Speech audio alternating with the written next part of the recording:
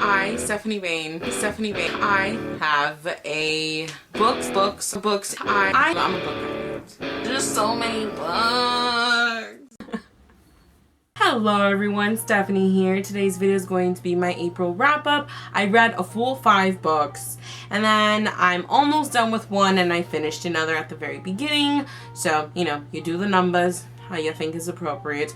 But I really enjoyed everything I read this month, and let's just commence with it.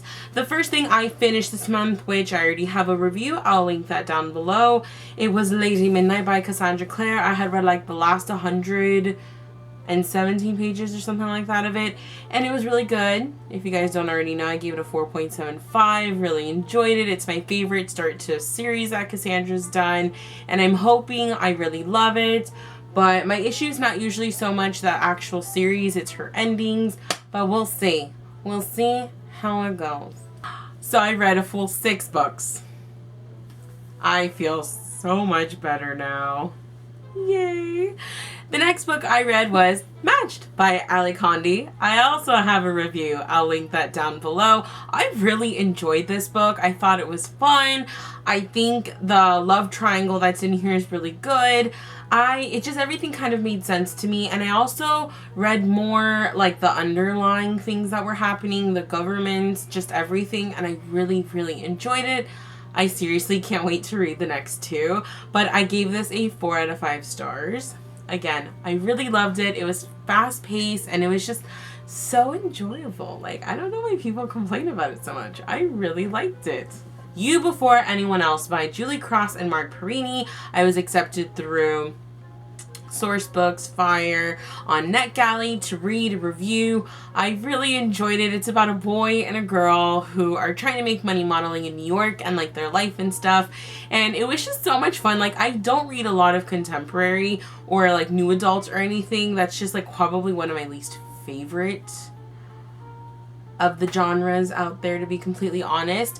But I found it refreshing. I love the characters, even though there were some things that were cliche about it. I like that there was just other things that happened that just like, it was still lovable. I couldn't dislike the characters even when they were annoying because they recognize that themselves.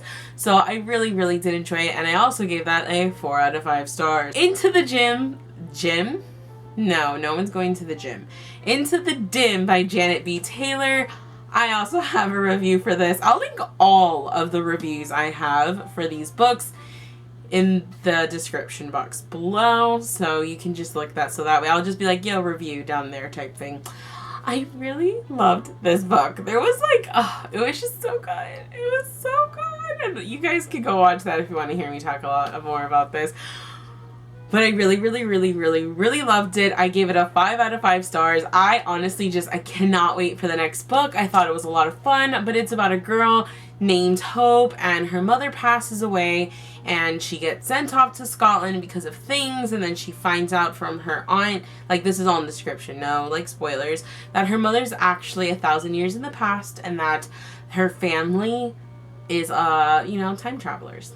And it's so good, and she has to go, and it's just, there's things that happen in here that at first I was like, oh, okay, it's not going to be 5-star, and then it wrapped up the book, and I was just like, yes, it is, I don't care, I love it, I loved it so much.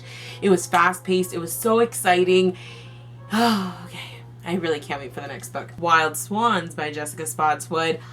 Oh, it's contemporary, but holy moly, there's, you know, review. It broke my heart. It tore me to pieces. It was so beautiful. I loved Ivy. I thought she was relatable. And not necessarily what happens to her is relatable, but how she deals with it is relatable. And the stresses and all that stuff, I found her to be relatable, and it was beautiful. The writing is great. But you just get to look into this girl Ivy's life for a little period of time and see her family dynamic and what happens and the things that go on. There's some feminism thrown in there. There's some, you know, LGBT like elements in there as well, and it's not like out of place. It's not that like preachy, oh my god, this just was totally random. No, it fits in. It's beautiful, and it's just little snippets here and there. But I thought it was beautiful, and I loved it, and I love Jessica Spotswood's writing because I really do love Born Wicked from her, but that one was just, I can't wait to buy my own copy though. Like, I'm telling myself I'm not going to buy books in the month of May, but like I need to buy that. But I already read it, so does that count? I gave that a 5 out of 5 stars as well. Glittering Court by Rochelle Mead. Okay, my review for this will be up. I'm actually going to film the review as soon as I'm done with this because I need to talk about this book. But it's about a girl named Adelaide, and she's a countess. She wants to get away from all that, and she goes into the Glittering Court. And the Glittering Court is a program of sorts in this fantastical world.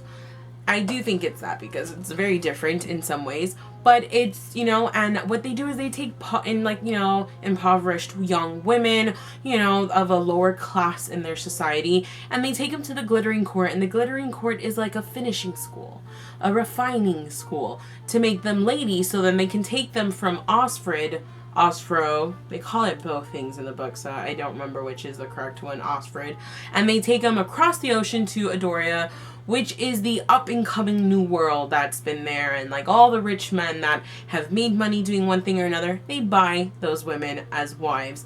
And first off, the writing is amazing. Rochelle Mead. Now I really just can't wait to read The Vampire Academy. I have all the ebooks and I need to like get on that like now. But I loved the world. I loved the characters. I loved the friendships in here. I loved the romance. I had no problem. If my favorite shelf had more space, this and Into the Dim would just be right there. Just right there. I can't wait. I know that the following, I think, from what I've heard, the next 2 books, if I'm correct, are going to be from different perspectives, but I don't even care if they're perspectives that I'm hoping for, but it's just so good. And I can't wait to go talk about this in my non-spoiler / spoiler review, so yes, 5 out of 5 stars. So good. And the only, my like only complaint for this though, let me just get that out real quick. It needs a map. Like, this book would have benefited from a map. I was trying to imagine some things and I was just like, oh, that's really hard. Very hard, but yes. Keep an eye out for my review if you actually care to watch that when it comes out.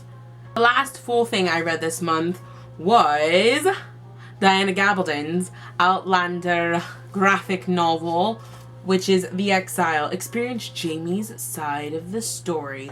I love this. I gave it a 5 out of 5 stars. No, I'm not going to actually review it because I don't feel like I have a whole lot to say to it. I would not read this alone. If you've watched the show only or you haven't watched anything and you think this is a great way to get into it, don't read this. I feel like you need to read the book to read this. Not because it's spoilery, but because your mind can fill in gaps. Your mind can just kind of sort things out. I feel like if I hadn't read the book and maybe just watched the show, I would have been a little put off from it and wouldn't have been as good. But because I did read the book, I just like devoured it and I loved it. The art is beautiful. Like, I stinking loved it. The last thing but I'm still currently rating it, is Pride and Prejudice by Jane Austen. I'm actually listening to this on audiobook, and it's the one that Emma Messenger narrates. I love her for this. Honestly, I'm finishing it because I started it, but if I think that the adaptation with Keira Knightley from 2005 is a great adaptation of this book. Like, I feel like I saw that movie a million times. I don't need to read this. I don't know if I'll ever reread it. I really did enjoy it. Maybe I will in the future. But I have to say, honestly, I think my favorite form of this specific novel of hers is definitely the film over the book. Maybe it's different for her other books because I haven't seen all of them. I've seen most of them. But I haven't read the books or anything. But it's good. It's really good. And it's funny. And I love Emma Messenger. I definitely want to get her because she narrates Wuthering Heights as well, so I'm totally buying that and listening to it on audiobook. I feel like that's my way of getting through classics because I don't particularly care for audiobooks, but in this way it's the best because I get bored halfway through classics. Like, I have an issue, but it's good. I'll probably give this a 5 out of 5 stars because, like, I'm just imagining the scenes from the movie as it's going out, and I think the movie captures the book beautifully. Like, it's like perfect. It's one of those things which I'm actually going to do a video on, where in my personal opinion, you could skip the book and watch the movie and you're not going to miss a thing. Like, I know that's saying a lot, but that's what I totally believe. But I'll see you guys in my next video. My TBR will be up in a few days. And yeah, I actually also need to go film that too.